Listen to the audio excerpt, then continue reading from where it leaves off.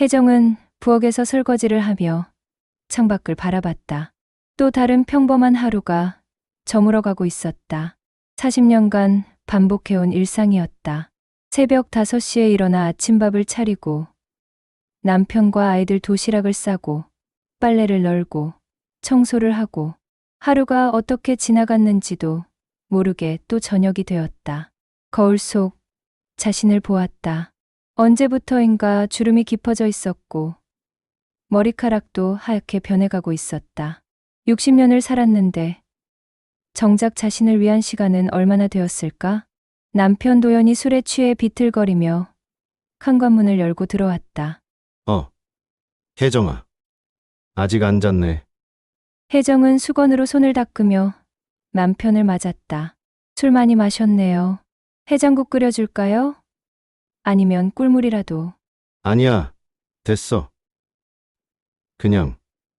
그냥 피곤해.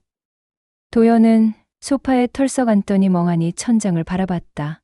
오늘도 회사에서 힘든 일이 있었나 보다. 요즘 들어 자주 이런 모습이었다. 혜정은 도연의 구겨진 셔츠를 보며 말했다. 그래도 물이라도 마시세요. 속이 쓰리실 텐데. 혜정아. 도연이 문득 혜정을 돌아보며 말했다. 술에 취한 목소리였다. 혜정아. 솔직히 내가 없었어도 내 인생은 달라지지 않았어. 혜정의 손이 멈췄다. 설거지하던 그릇이 싱크대에 떨어져 따그락 소리를 냈다. 뭐라고 했어요? 미안해. 술 마셔서 그래. 그냥 그런 생각이 들어서. 도연은 눈을 감고 고개를 뒤로 젖혔다. 곧 코를 골기 시작했다. 혜정은 그 자리에 서서 남편을 바라봤다. 40년. 정말 긴 시간이었다. 20살에 결혼해서 지금까지 새벽 5시에 일어나 아침밥을 차리고 남편 출근길을 챙겨주고 아이들을 키우고 시부모님을 모시고 그런데 그 모든 시간이 한순간에 의미를 잃어버린 것 같았다. 내가 없어도 달라지지 않았을 인생이라. 혜정은 소파에서 잠든 남편을 바라보며 생각했다. 정말 그럴까? 40년간 내가 해온 모든 일들이 의미가 없었던 걸까? 아침마다 도연이 좋아하는 된장찌개를 끓이고 셔츠에 다림질을 해주고 양말을 짝짝 맞춰주고 그 모든 것들이 그저 당연한 일이었을 뿐일까? 혜정은 조용히 안방으로 들어가 옷장을 열었다. 오래된 여행 가방을 꺼내 침대 위에 올려놓고 천천히 옷가지들을 넣기 시작했다. 옷을 개키다 말고 문득 멈췄다. 이 옷들조차도 모두 가족을 위한 것들이었다. 아이들 학부모 모임에 입을 옷, 남편 회사 행사에 참석할 때 입을 옷, 정작 자신이 입고 싶어서 산 옷은 하나도 없었다. 서랍 깊숙이 숨겨둔 통장도 꺼냈다. 몇 년 전부터 조금씩 모아둔 돈이 있었다. 생활비에서 몇만 원씩, 때로는 몇천 원씩, 아무도 모르게 모은 돈이었다. 마트에서 할인 상품을 사고 남은 돈, 친구들과의 모임비를 아껴서 모은 돈, 가끔 용돈을 덜 써서 남은 돈, 하나하나가 소중했다. 나도 모르게 이 순간을 준비하고 있었나 보다. 혜정은 마지막으로 화장대 서랍에서 작은 수첩을 꺼냈다. 그 안에는 친구, 명자의 전화번호가 적혀 있었고 그 밑에는 작은 글씨로 언젠가는 이라고 적혀 있었다. 새벽 3시 혜정은 조용히 문을 열고 집을 나섰다. 40년 만에 처음으로 자신만을 위한 선택을 하는 순간이었다. 현관문을 닫으며 뒤돌아봤다. 40년간 자신을 가두었던 집이었지만 동시에 사랑하는 가족들과 함께했던 공간이기도 했다. 가슴이 먹먹했다. 택시 안에서 명자에게 전화를 걸었다. 명자야. 나야. 혜정이. 혜정아. 이 새벽에 무슨 일이야? 목소리가 이상한데. 나 집 나왔어. 전화기 너머로 명자의 놀라는 소리가 들렸다. 뭐라고? 갑자기 왜? 도연이랑 싸웠어? 말로 설명하기엔 너무 길어. 그런데 명자야, 예전에 내가 말했던 그 시골 마을, 거기 아직 빈집 있지? 응. 있어. 그런데 혜정아, 진짜 괜찮은 거야? 갑자기 이게 무슨. 나 거기 가려고. 잠시라도 좋으니까. 제발. 혜정의 목소리에 간절함이 묻어 있었다. 명자는 잠시 망설이다가 말했다. 알았어. 내가 미리 가서 정리해 둘게. 그런데 혜정아, 정말 괜찮은 거야? 40년 만에 이런 결정을. 혜정은 택시 창밖으로 스쳐가는 야경을 바라보며 대답했다. 괜찮아. 처음으로. 내 마음이 시키는 대로 하는 거야. 명자야, 나를 찾고 싶어. 혜정이 도착한 시골 마을은 고요했다. 새벽 공기가 도시와는 달랐다. 맑고 차가웠다. 명자가 마중 나와 있었다. 혜정아, 두 사람은 오랜만에 만난 친구처럼 포옹했다. 명자의 품에서 혜정은 처음으로 안도의 한숨을 쉬었다. 고마워, 명자야. 갑자기 이런 부탁을 해서. 무슨 소리야. 우리가 몇 년 친구인데. 그런데 정말 괜찮은 거야? 얼굴이 많이 상해 보여. 혜정은 작은 가방을 들고 명자를 따라 골목길을 걸었다. 돌담길, 오래된 기와집들, 골목 곳곳에 피어있는 야생화들. 모든 것이 새로워 보였다. 괜찮아. 오히려 이렇게 홀가분한 기분은 처음인 것 같아. 그래? 그럼 다행이고. 그런데 혜정아, 너 진짜 그림 그리고 싶었던 거 맞지? 응. 갑자기 왜?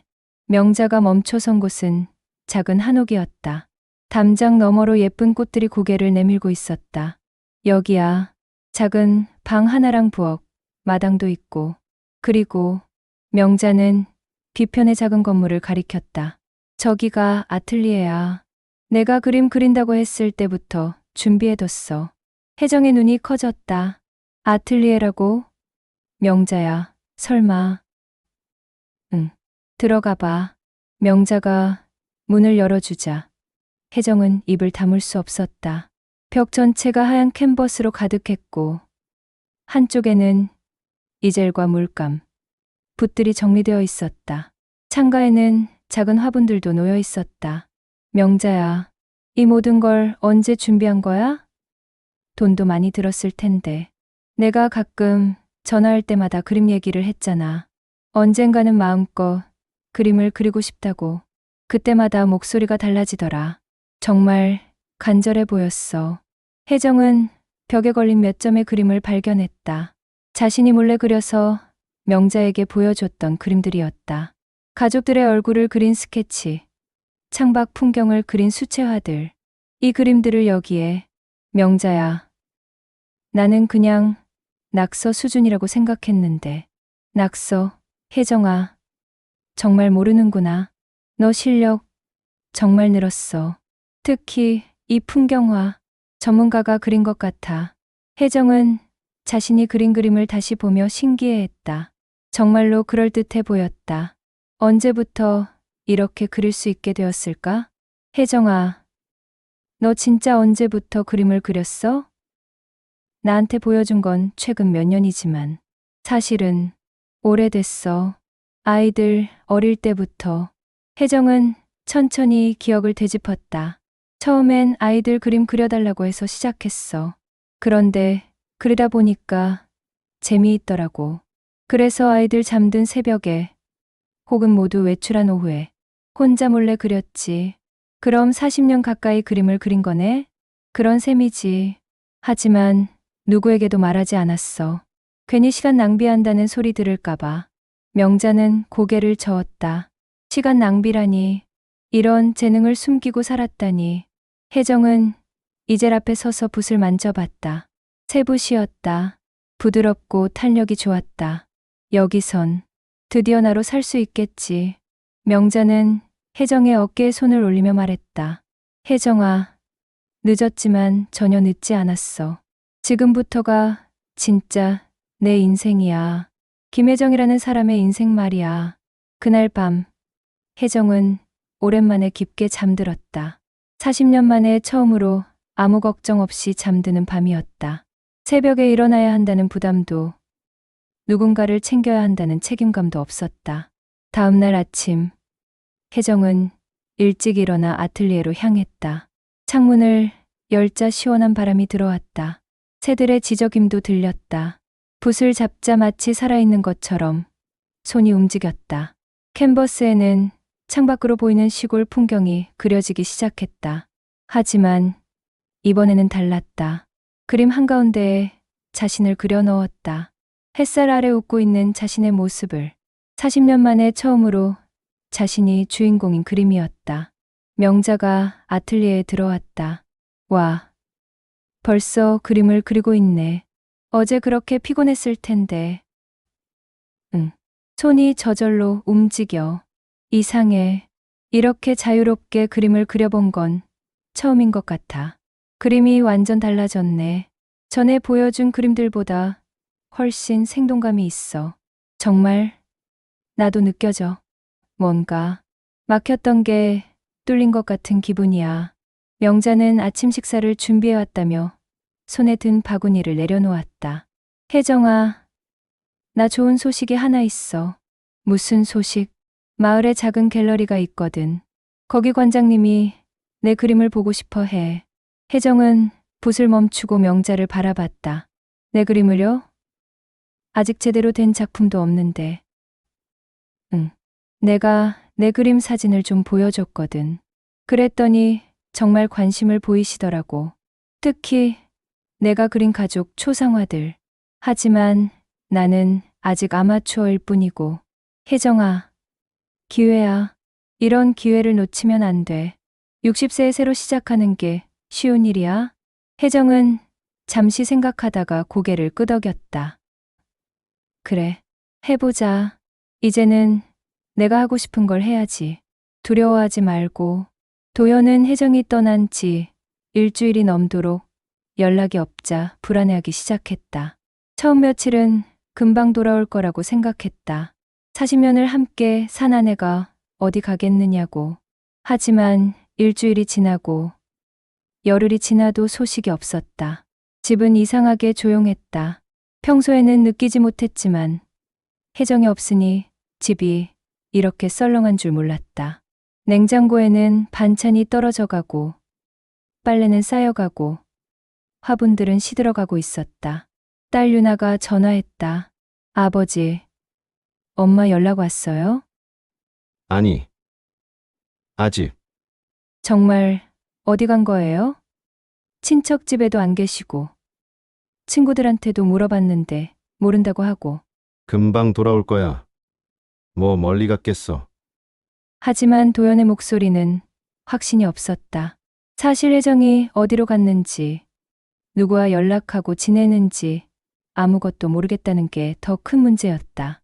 40년을 함께 살았는데 아내의 친구가 누군지도, 어떤 취미가 있는지도, 평소 어떤 생각을 하고 사는지도 몰랐다. 그날 아침, 도연은 습관적으로 지역신문을 펼쳤다가 깜짝 놀랐다. 뉴요커 갤러리, 김혜정 개인전 개최. 신문에는 환하게 웃고 있는 혜정의 사진이 실려 있었다. 그리고 그 옆에는 아름다운 풍경화 한 점이 함께 게재되어 있었다. 이게 뭐야? 도연은 신문을 다시 읽어봤다. 분명히 아내의 이름이었다. 김혜정.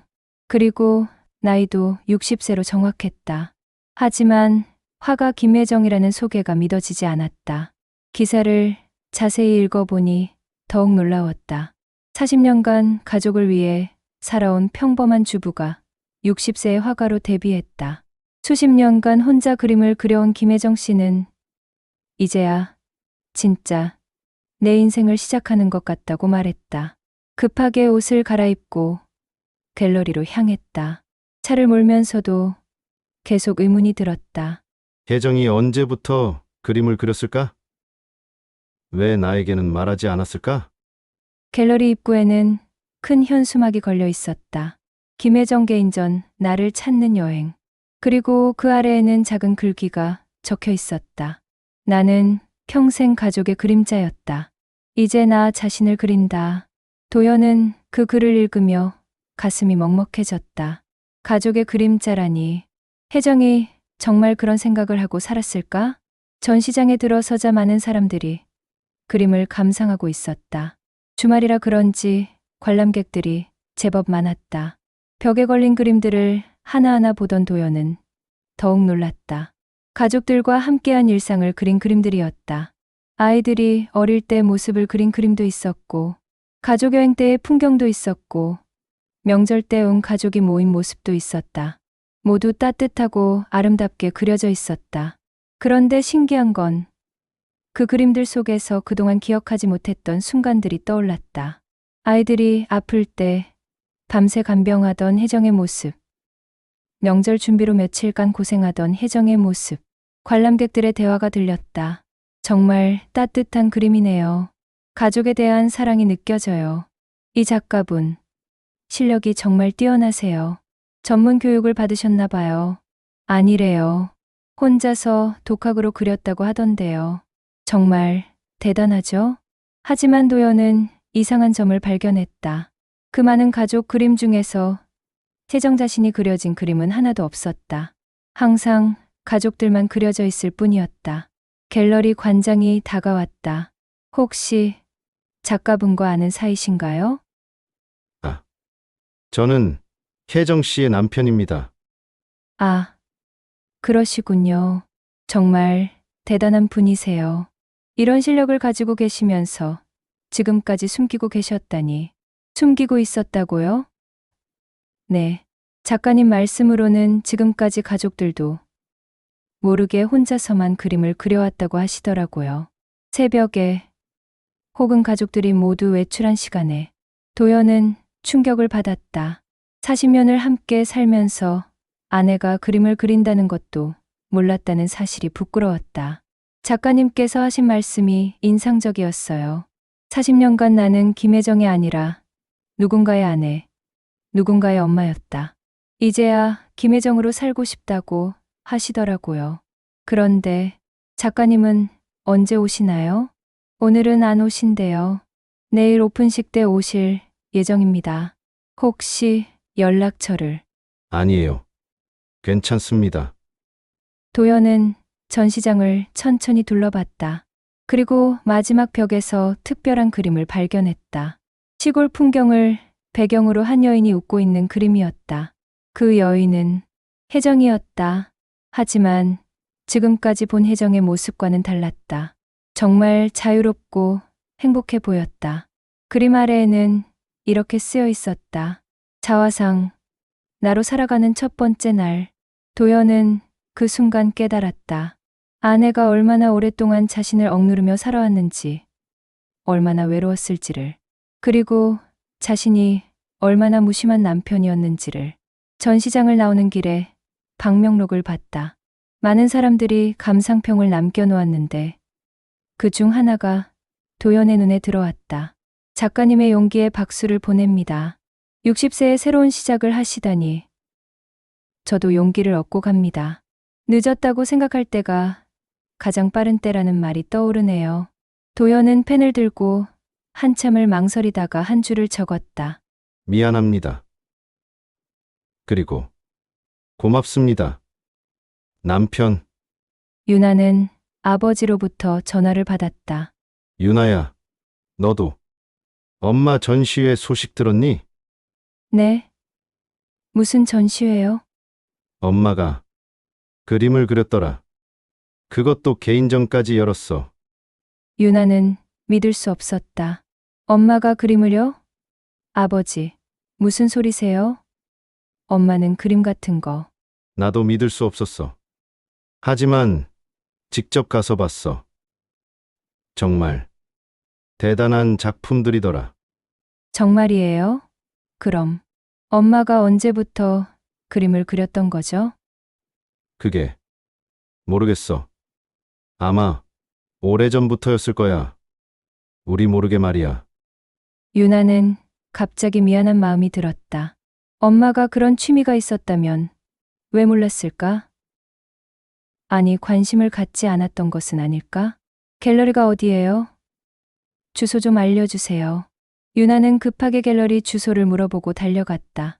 남편에게는 급한 일이 생겼다고만 했다. 갤러리에 도착한 유나는 입구의 현수막을 보고 또 한 번 놀랐다. 정말 엄마의 전시회였다. 그것도 개인전이라고 적혀 있었다.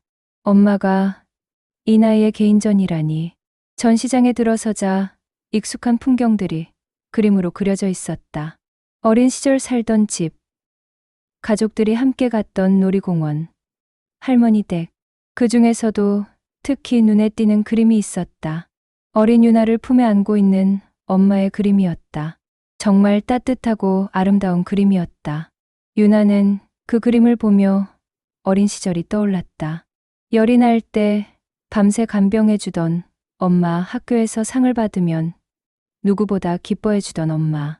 하지만 그림 아래 적힌 설명을 읽고 유나는 충격을 받았다.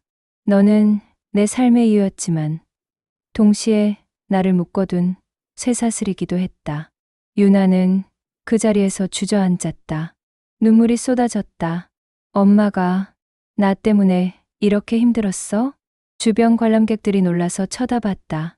유나는 얼른 일어나 화장실로 향했다. 거울 앞에서 눈물을 닦으며 생각했다. 정말 그랬을까?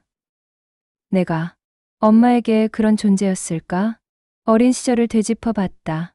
엄마는 항상 자신을 위해 모든 것을 희생했다.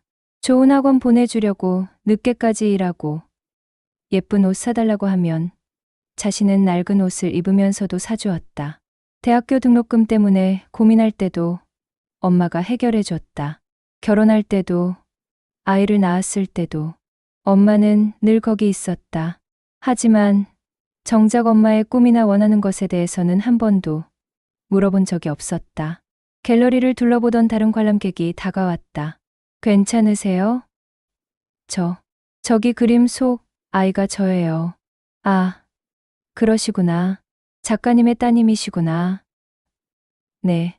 그런데 엄마가 나 때문에 이렇게. 아니에요. 저는 오히려 작가님의 정직함에 감동받았어요. 정직함이요? 네. 아이를 사랑하는 마음과 동시에 느끼는 복잡한 감정을 이렇게 솔직하게 표현하는 게 쉽지 않거든요. 이건 원망이 아니라 사랑의 다른 표현 같아요. 그 말을 듣고 유나는 다시 그림을 바라봤다. 엄마의 표정은 정말 따뜻했다. 비록 복잡한 감정이 있었지만 그 근본에는 깊은 사랑이 있었다. 다른 그림들도 둘러봤다. 가족여행 갔을 때의 그림, 유나가 학교에서 상을 받아왔을 때의 그림, 모두 행복한 순간들이었다. 하지만 그 모든 그림에서 엄마 자신은 빠져 있었다. 엄마는 항상 우리만 바라보고 살았구나. 한편 아들 준호도 소식을 듣고 갤러리를 찾았다. 그는 엄마의 그림들을 보며 분노가 치밀어 올랐다. 하지만 그 분노는 엄마를 향한 것이 아니었다. 특히 한 그림 앞에서 오랫동안 서 있었다. 어린 준호가 아플 때 병원에서 밤을 새우는 엄마의 그림이었다. 그때 아빠는 회사 일이 바빠서 한 번도 병원에 오지 않았다. 그림 아래에는 이렇게 적혀 있었다. 혼자서도 충분하다고 생각했지만 정말 혼자였다. 준호는 주먹을 꽉 쥐었다. 엄마가 얼마나 외로웠을지 상상이 됐다. 집에 돌아온 준호는 아버지를 마주했다. 아버지, 엄마 전시회 다녀왔어요. 그래. 어땠니? 정말 충격이었어요. 도연은 준호의 표정을 보고 긴장했다. 뭐가 충격이었어? 엄마가 이런 재능이 있었는데 아버지는 몰랐다는 게 충격이에요. 준호야, 아니, 몰랐다는 게 아니라 관심이 없었던 거죠. 준호의 목소리가 높아졌다. 아버지가 엄마를 이렇게 만든 거예요. 무심함이 폭력이었다는 걸 아직도 몰라요? 준호야. 아버지도 반성하고 있어. 반성이요. 40년 동안 엄마가 뭘 좋아하는지, 뭘 하고 싶어 하는지 한 번이라도 물어본 적 있어요? 도연은 대답할 수 없었다. 정말로 한 번도 물어본 적이 없었다. 엄마는 평생 우리 가족만 바라보고 살았어요. 자신의 꿈은 접어두고 자신의 시간은 포기하고. 그런데 아버지는 그런 엄마를 당연하게 여겼잖아요. 준호는 눈물을 글썽이며 계속 말했다. 엄마, 그림을 보니까 알겠더라고요. 엄마가 얼마나 외로웠을지. 아무도 자신을 진짜로 보는 사람이 없어서 얼마나 힘들었을지. 그래서 엄마가 집을 나간 거구나. 아버지, 이제라도 엄마를 이해해 주세요. 엄마도 한 사람의 인간이에요. 단순히 우리의 엄마, 아버지의 아내이기 이전에 김혜정이라는 한 사람이라고요. 그날 밤, 유나와 준호는 함께 앉아 이야기했다. 오빠, 우리도 잘못한 게 많아. 맞아. 엄마를 너무 당연하게 여겼어. 엄마가 무엇을 좋아하는지, 어떤 꿈이 있는지, 한 번도 관심 갖지 않았잖아. 엄마는 항상 우리 걱정, 아빠 걱정만 하고 살았는데. 유나는 어린 시절을 떠올렸다. 기억나? 내가 대학 갈 때 엄마가 파트타임 일을 시작했잖아. 등록금 마련하려고. 응. 그때 엄마가 정말 힘들어 했는데 우리는 그냥 당연하게 생각했지. 이제라도 엄마를 응원해드려야 해. 응. 엄마가 정말 하고 싶었던 일을 찾으셨으니까. 두 남매는 그날부터 엄마를 위한 선물을 준비하기 시작했다. 늦었지만 이제라도 엄마의 꿈을 지지해주고 싶었다. 도연은 며칠 밤을 잠들지 못했다. 40년 동안 함께 살았지만 아내에 대해 아무것도 모르고 있었다는 사실이 너무 충격적이었다. 거실, 소파에 앉아 혜정이 없는 집을 둘러봤다. 모든 것이 혜정의 손길이 닿은 것들이었다. 정성스럽게 놓인 쿠션, 깔끔하게 정리된 책장, 싱그럽게 자라나는 화분들. 그제서야 깨달았다. 이 모든 것이 혜정이 있어서 가능한 일이었다는 것을. 그리고 결심했다. 평생 해본 적 없는 일을 하기로. 서점에서 편지지를 샀다. 예쁜 꽃무늬가 그려진 편지지였다. 혜정이 좋아할 만한 것으로 골랐다. 집에 앉아 펜을 들었다. 하지만 첫 줄부터 막혔다. 뭐라고 써야 하지? 40년 만에 처음 쓰는 편지인데. 1시간 넘게 고민하다가 드디어 펜을 움직였다. 혜정아, 처음 편지를 써보니 뭐라고 시작해야 할지 모르겠다. 미안하다는 말부터 해야겠다. 내 그림을 보고서야 내 마음을 조금이라도 알게 됐다. 40년 동안 내 옆에서 내가 얼마나 혼자였는지, 얼마나 외로웠는지. 나는 정말 바보였구나. 내가 그림을 그린다는 것도 모르고, 내가 무엇을 좋아하는지도 관심 갖지 않고, 내가 없으면 이 집은 그냥 껍데기다. 아니, 이 집뿐만 아니라 내 인생도 껍데기였던 것 같다. 너라는 사람이 있어서 내 인생이 의미가 있었는데 나는 그걸 몰랐다. 술에 취해서 한 말, 정말 바보 같은 소리였다. 내가 없었다면 내 인생은 아무것도 아니었을 거야. 돌아와 달라고 말할 자격은 없다. 하지만 부디 행복하게 살아라. 내 그림처럼 자유롭고 아름답게. 편지를 다 쓰고 나니 눈물이 났다. 40년 만에 처음으로 진짜 마음을 담은 편지였다. 한편 유나는 화원에서 엄마가 좋아할 만한 식물들을 골랐다. 작은 허브 화분들과 예쁜 꽃들, 그리고 작은 정원 도구들도 함께 샀다. 엄마가 항상 화분 만지시는 걸 좋아하셨는데 이제 마음껏 가꾸실 수 있겠다. 유나는 소포에 편지를 동봉했다. 엄마, 늦게 깨달아서 미안해요. 엄마도 한 사람의 여성이었는데 저는 그냥 제 엄마로만 생각했어요. 엄마의 꿈, 엄마가 하고 싶었던 일들, 한 번도 관심 갖지 못해서 정말 미안해요. 이제 엄마의 꿈을 응원할게요. 60세의 새로운 시작을 하는 엄마가 정말 멋있어요. 사랑해요, 엄마. 유나가. 준호는 미술용품점에서 고급 붓과 물감들을 샀다. 그리고 캔버스도 여러 개 골랐다. 이 정도면 엄마가 좋아하시겠지? 더 좋은 재료로 그림을 그리실 수 있을 거야. 준호도 편지를 썼다. 엄마, 60세의 새로운 시작을 하시는 엄마가 정말 멋있어요. 전시회에서 엄마 그림을 보고 정말 자랑스러웠어요. 이런 재능이 있으신 줄 몰랐던 제가 부끄럽네요. 제가 엄마 나이가 되었을 때 엄마처럼 용기를 낼 수 있을까요? 엄마의 그림, 정말 아름다워요. 앞으로도 많이 그리세요. 엄마를 응원합니다. 준호가 시골 마을에서 혜정은 매일 그림을 그리며 평화로운 시간을 보내고 있었다. 전시회가 성공적으로 끝난 후 더욱 자신감을 갖게 되었다. 어느 날 명자가 여러 개의 택배 상자를 들고 왔다. 혜정아, 너한테 택배 왔어. 여러 개나. 혜정은 궁금해하며 상자들을 열어봤다. 도연과 아이들로부터 온 소포들이었다. 먼저 도연의 편지를 읽었다. 편지를 읽으면서 눈물이 흘렀다. 이 사람이 이런 마음이 있었구나. 원망보다는 안타까움이 먼저 들었다. 서로 소통하지 못했던 40년이 아쉬웠다. 유나와 준호의 선물과 편지도 받았다. 아이들이 자신을 이해하려고 노력한다는 것이 고마웠다. 명자가 아틀리에로 들어왔다. 혜정아, 뭔가 좋은 소식이 있는 것 같은데? 얼굴이 훨씬 밝아졌네. 응.